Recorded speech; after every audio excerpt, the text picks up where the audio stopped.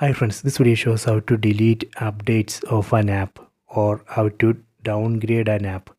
Go to settings, set settings icon from top right corner, go to apps, select see all apps, go down, select show system apps.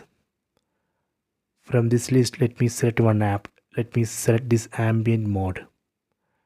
This is a Google ambient mode app. Please note the version. Version shows 3.1. Let me delete the update. Select uninstall updates. Select OK. Done. See, version changed. Now it shows 3.0. Earlier it was 3.1. This way we can delete updates of an app or we can downgrade an app. You can try this. I hope you have enjoyed this video. Please subscribe this channel. Please like and share the video.